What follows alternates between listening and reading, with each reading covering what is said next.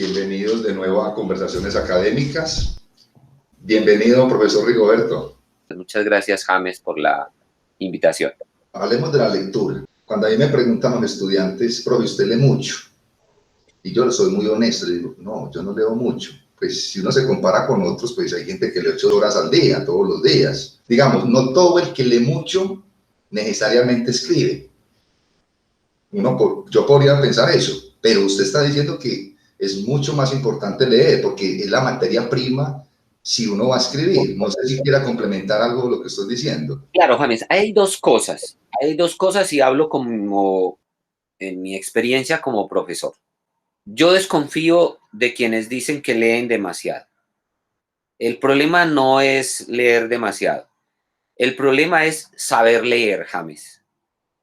Usted se puede pasar todo el día pegado a un libro leyéndolo y no comprender ni jota de lo que está leyendo. O sea, la dinámica de leer por leer no tiene sentido, ¿cierto? Porque pues uno lee para aprender, uno lee para conocer y uno lee también para asumir un pensamiento en el sentido de el pensamiento de ese autor, de ese filósofo, de ese crítico, de ese novelista, se confronta con mi pensamiento y yo construyo una realidad del mundo a través del lenguaje. Entonces, el hecho de que alguien le diga a usted que lee demasiado, pues no es suficiente. No es suficiente. La pregunta es, ¿cómo lee? Yo soy profesor de un taller de lectura y escritura y los ejercicios que yo hago en el taller de lectura y escritura, que parecen ejercicios básicos, parecen ejercicios elementales, son ejercicios muy interesantes que le muestran al estudiante cómo leer, porque además también hay que saber leer, James. Entonces, lo normal que me pasa a mí con mis chicos, con mis estudiantes, es que leemos un texto y esto es lo primero, casi que siempre sucede eso. Digo yo, acabamos de leer un texto. ¿Cuál es el tema central y de qué habla el escritor o la escritora? ¿Y sabe lo primero que me dicen, James? Profesor, yo pienso que, y yo, venga, un momento, yo no le estoy preguntando a usted qué piensa, qué pena, yo no le estoy preguntando, eso se lo preguntó en un tercer nivel de lectura, le estoy preguntando qué dice el autor, de qué trata el tema, hagamos un resumen de lo que el autor está expresando. James, eso tan sencillo es tan No, difícil en el proceso de lectura, porque no, resulta que usted finalmente no ha leído. Usted es, yo pienso, yo creo, yo admito, o sea, es toda su subjetividad y no ha permitido que la subjetividad de quien está leyendo entre a su mundo. Es posible que usted no esté de acuerdo con lo que el otro dice, pero al menos entienda lo que el otro está diciendo. Cuando usted entiende lo que el otro está diciendo, entonces usted ya puede tener una postura, decir, no estoy de acuerdo, no lo admito, porque resulta que este autor está defendiendo la eutanasia. Finalmente, en todo su texto está defendiendo la eutanasia. A usted le quedó claro que el autor defiende la eutanasia. En un segundo momento, yo le pregunto, ¿de qué trata el autor? El autor trata del tema de la eutanasia y de acuerdo con sus puntos de vista, está de acuerdo con la eutanasia en estos tres momentos. Qué bien, eso era lo que quería escuchar. Leyó muy bien. Ahora, ¿usted qué opina? Ah, ese es un segundo nivel, que a lo mejor ni siquiera me interesa. En el taller de lectura y escritura ni siquiera me interesa su opinión, me interesa que comprenda lo que lee. Entonces, lo digo, aquí se me sale el profesor, James, el profesor con la experiencia de tener a estos chicos que acaban de venir del bachillerato y que en su manera de admitir cómo leen, veo una seria falencia. Entonces, con esto, digamos, concluyo la idea. Eh, no es que por leer constantemente usted sea buen lector. Se lo digo por experiencia, James. Conozco mucha gente que dice leer mucho y tener muy pocas ideas y muy pocas claridades. Yo me ufano de esto, ya que usted me lo está tratando el tema de la lectura. Yo me ufano de esto y no me arrepiento de esto que voy a decir.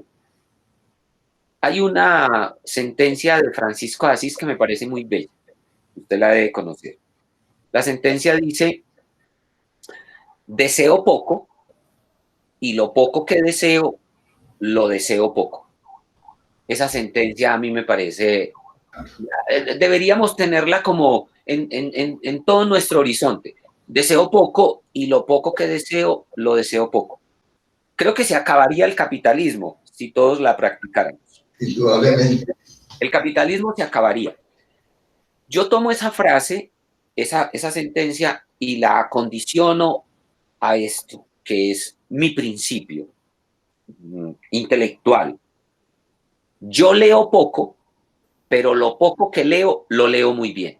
No bien, lo leo muy bien, porque me lo impongo como un ejercicio constante. Por eso hay que subrayar, por eso hay que escribir, por eso hay que tomar notas, por eso hay que poner en colores. Ojo, no entiendo esta palabra, por eso hay que ir a buscar en el diccionario, porque usted tiene que comprender bien lo que ha leído. ¿Y sabe una cosa, James, qué implica eso?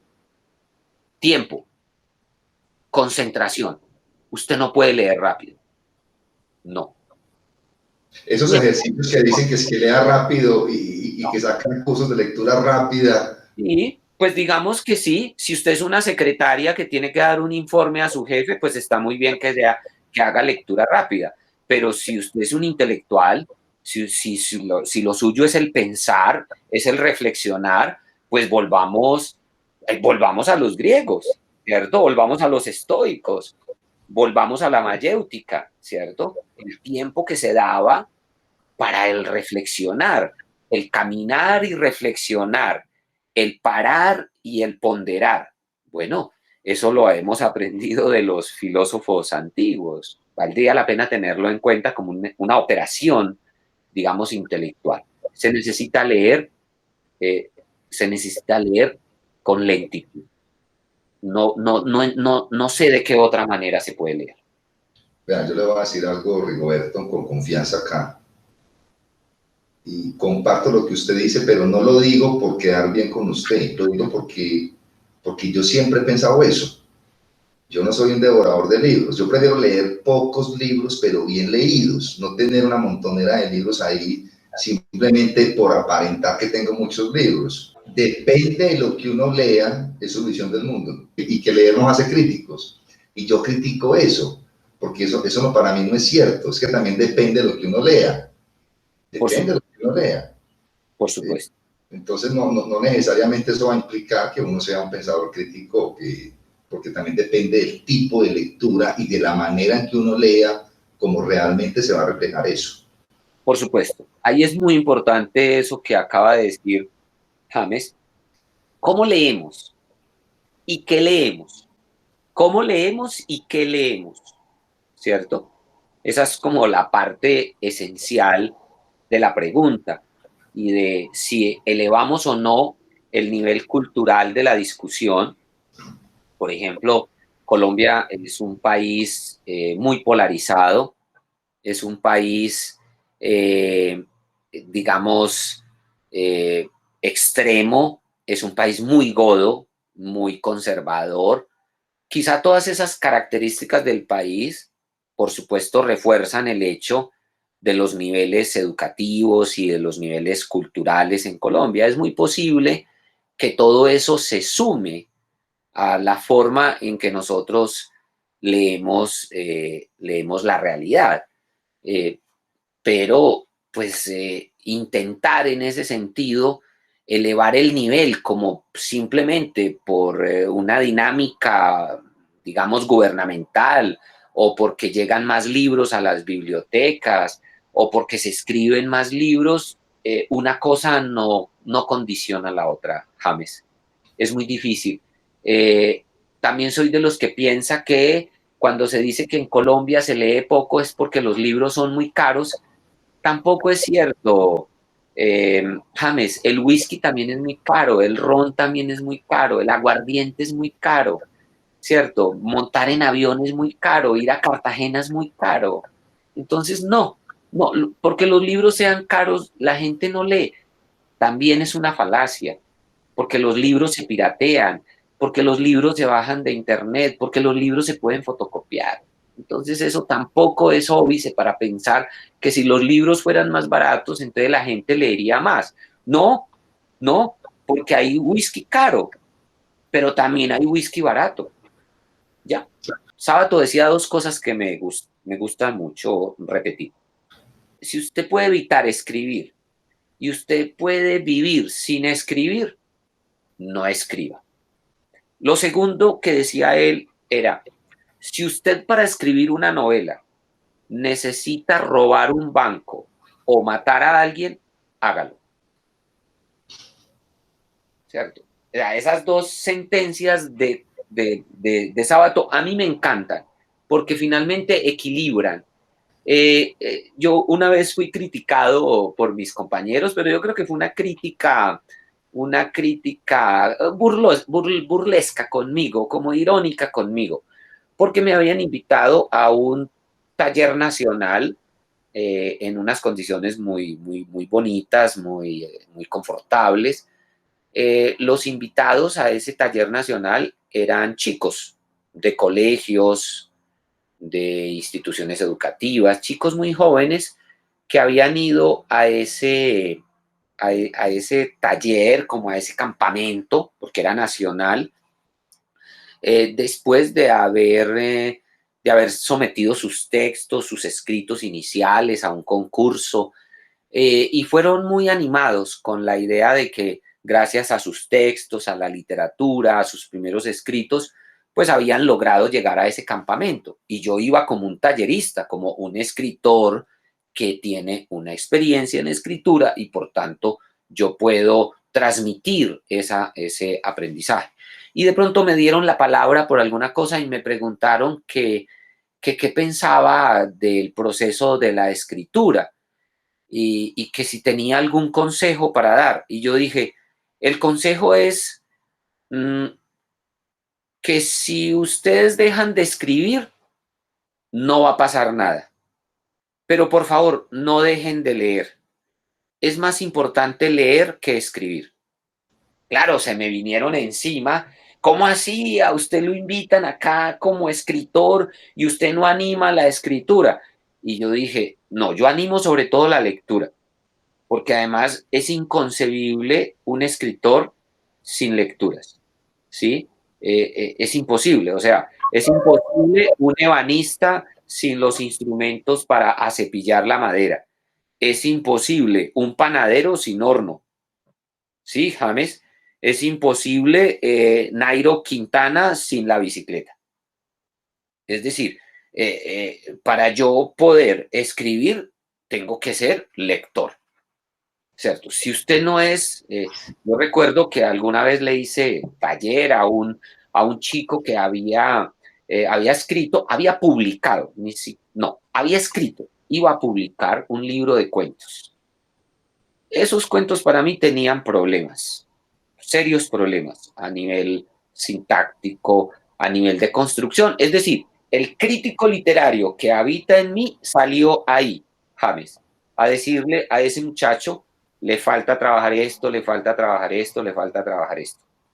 Y le pregunté, ¿ha leído a Cortázar? No, no he leído a Cortázar. ¿Ha leído a Rulfo? No, no he leído a Rulfo. De García Márquez, algunas cosas. Entonces le dije, primero léalos a ellos y después atrévase a escribir. Si usted quiere escribir cuento y no ha leído a los grandes cuentistas, ¿usted qué piensa hacer? ¿Usted de qué va a escribir? Usted tiene que conocer esos autores, porque usted no es genio, usted no es Mozart a los 8 años. Usted es un simple mortal. Agradezco mucho, Rigoberto, para mí fue un gran gusto tenerlo acá en este programa. Un inmenso abrazo, o sea, que son un gran amigo. Gracias por todo, Rigoberto. James, un abrazo grande, se cuida harto, por favor. Muchas gracias por este diálogo, por un diálogo muy amistoso, muy entrañable. De verdad que lo agradezco mucho y espero que quienes nos escuchen pues partan sobre todo como de la base de que esto es un diálogo, no con la intención de desherir o de incomodar, sino más bien de propiciar eso que necesitamos, un diálogo de ideas. Muchas gracias. Muchas gracias a usted.